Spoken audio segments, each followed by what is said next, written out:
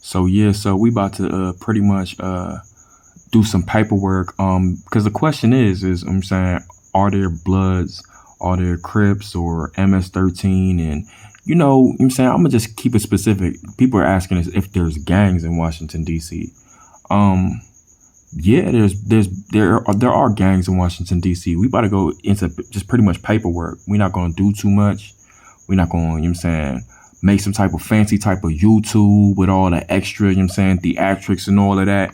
We about to go straight into the, I'm saying, paperwork, really, nothing fun, I'm saying, to tell, say cheese, and nothing to, tell all them dudes, I'm saying, on those blogs and stuff like that. Nothing to tell DMV Hooded News. It's just all paperwork. What a lot of people, they don't really do on YouTube is they don't go straight to the paperwork. So this right here is a special order from the Metro Police Department of the District of Columbia. It says a validation of individuals as members of a criminal gang. This is made on June 1st, 2009, and it was signed by the chief of police. Her name right here is Kathy Lanier. The top of it starts off saying the District of Columbia is experiencing an increase in a number of gangs, gang members, and gang associated crime. The gangs operating in the District of Columbia include gangs with a national affiliation. Examples are MS-13 and the Bloods, and gangs that are neighborhood based. Like the neighborhood based gangs, I already knew that, I'm saying, that was obvious. Everybody talks about how DC has a whole rack of neighborhood gangs. The Bloods, that's a big thing in DC, the Bloods. The MS-13 is really done by just the Latinos. And so basically the identification of these gangs and the validation of specific individuals as a gang member are pivotal to the efforts of the Metropolitan Police Department. So yeah, pretty much, they pretty much validate and say the Bloods are in the Bloods. It says experience an increase in the number of gangs, and this is a big thing right here. The Bloods for the black folk. I'm saying, Bloods being part of the gangs. I'm saying. But so yeah, they're saying the primary source of information for identifying gang members for inclusion in the gang database. Yeah, they're just saying investigators, detectives, and all of that. You know what I'm saying? But this isn't snitching. This is just all paperwork, pretty much. And at the end of the day, it's already in their database. They already know. The police already know. Is what they're stating is that there's just gangs in DC. That's the first piece of paperwork. This is just paperwork one. I have a ton of paperwork, showing, that there are gangs in DC, but primarily Bloods is the thing. The big thing in Washington DC is Bloods and a whole bunch of neighborhood gangs. Pretty much, it's pretty much coming from the paperwork. This next piece of paperwork right here, it says leader of major drug trafficking conspiracy sentenced to 16 years. It says right here, Alexandria, Virginia. And this is the U.S. Attorney's Office, Eastern District of Virginia. But pretty much it says the leader of a sprawling drug trafficking conspiracy that operated in the Virginia, Maryland, and Washington, D.C. And elsewhere from California to Florida to Massachusetts was sentenced today to 16 years in prison as a part of a coordinated law enforcement takedown codenamed Operation 10 Panda that to date has resulted in the conviction of 39 defendants on federal firearms and drug charges. We're going to scroll down some. Okay. And it says, according to the court documents, Nasiru Karu, 36 of Dale City, pleaded guilty on April 13th to conspiring to distribute over 1,000 kilograms of marijuana, edibles. He said Karu, who entered the U.S. as a refugee in 1994, was the leader of a drug trafficking conspiracy that supplied violent gang members of the Imperial Gangster Blood set of the UBN gang, and other non-gang customers. Karu shipped marijuana to California to supply his operation in Virginia, Maryland, and Washington, D.C.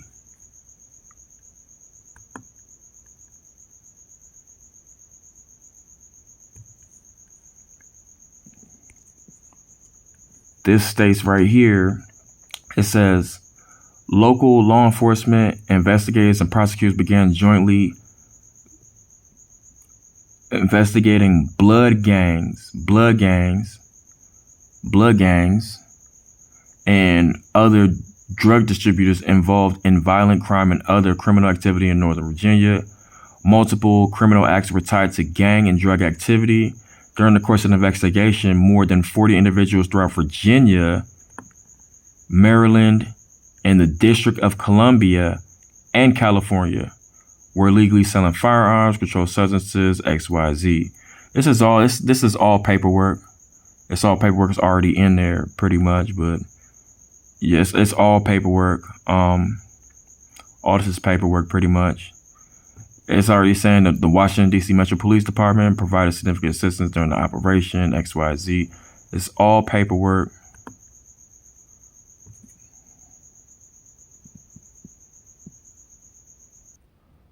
So with that last paperwork, you also see that, the type of activities that's going on. But here's another piece of paperwork right here. It states major gang case results in 37 Bloods members sentenced to over 415 years in prison. So basically it says the original Drug Enforcement Task Force investigation into the non-trade gangsters designated Operation Ruby Red, Operation Full-Blooded Ink, led to the arrest and prosecution of 37 gang members in the Eastern District of Virginia. Much of the criminal activity in the investigation centered on the distribution of narcotics in Virginia, Maryland, and D.C. So Virginia, Maryland, D.C. And this said 37 Bloods, Virginia, Maryland, D.C. I'm not going to give the names out. It's already on the paperwork, but I don't feel like giving the names out. It's kind of weird, but it's the next piece of paperwork right here. It says, this is the FBI, Federal Bureau of Investigation, U.S. Attorney's Office, District of Columbia. I'm reading this paperwork. I see, man, I hate reading paperwork. It's just such a weird feeling, but you know what I'm saying? It's already in a database and all that. So we gonna go right into it right here. There's another piece of paperwork right here. It says leader of local street gang sentenced to 22 years in prison. It says Washington, D.C., Albert Price, 32, formerly of Southeast Washington, D.C. Let me, we're going to try to highlight this. I can't really see that well. I'm going to try and zoom in some more. Hold on. Let's zoom in some more. Yeah, there we go. That's a little bit better. So it say Albert Price, formerly of Southeast Washington, D.C., the leader of 662 Boss Piru gang. 662 Boss Piru was sentenced today of 264 months in prison, announcing acting U.S. Attorney Channing D. Phillips. We're going to scroll down. That's Southeast D.C. Southeast is known, everybody knows Southeast. It's known as like some of the worstest parts of the city, For me, you know what I'm saying, they gentrified the worst of parts, you know what I'm saying? During the crack epidemic, they gentrified that, but I'm not going to go into that. That's another story, whatever. We're going to continue to read. According to the government's evidence presented at the plea hearing, Price was the leader of 662 Boss Piru gang, a criminal gang which holds itself as being part of the nationwide Bloods street gang. The gang has operated in the District of Columbia since 2004. The paperwork that we saw before, that was for 2009, but it says 2004. It said members of the 662 Boss Piru gang have engaged in gang-related criminal activities, including narcotics. I hear all of that. But anyway, so here's more. There's just some more paperwork, you know what I'm saying, giving people time, for being a part of, being a part of such criminal activities, really.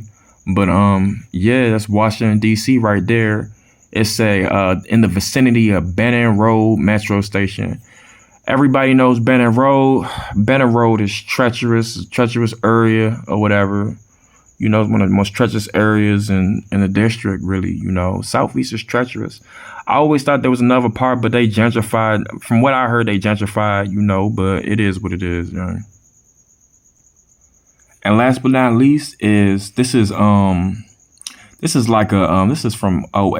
like this was Metropolitan Police.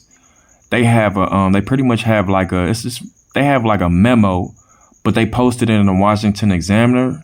And pretty much I don't really do like what do they call it? I don't really do what do they call it? I don't really do like press releases, but I can do the memo because it's coming from the Metropolitan Police Department. It's more paperwork, really. The press, like the Washington Post, they tend to like sway stuff, you know what I'm saying, try to sway stuff for their way. So I told myself I'm not going to use any YouTubes or any magazines or newspapers, really. I'm going to really just try and go with just really raw paperwork, really. Nothing too much, but just paperwork. You know what I'm saying? Case reports and paperwork, really. But here's another one. This is Blood's memo from George Cusack. He's a Metropolitan Police. And basically he's stating the subject is Bloods.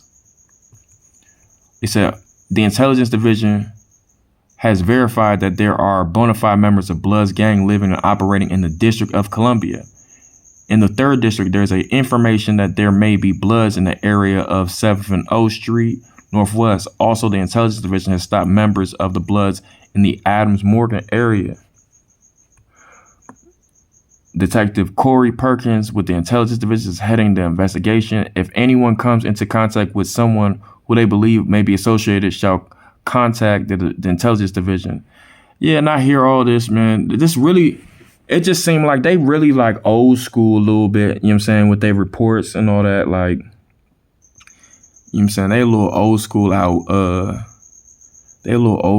District of Columbia. That shit doesn't even matter if you're a part of it. It's really like what you do, really, because it's like, you know what I'm saying, these gangs, these national gangs, they still modern too, you know what I'm saying? They have artists, they got, you know what I'm saying, people that's, you know what I'm saying, they got that's even a part of other stuff that, you know what I'm saying, they from areas, they from neighborhoods, they clicked up, they linked up somehow, they banging the shit, you know what I'm saying, it is what it is, but yeah, so this is paperwork pretty much, so yeah, so a lot of dudes, they gonna be talking and all that, they gonna be saying stuff like, there's no Bloods and no Crips out the District of Columbia, XYZ, they gonna be saying it or whatever, but you know, it's one thing to, you know what I'm saying, make YouTubes that's enticing, but it's another thing to have paperwork.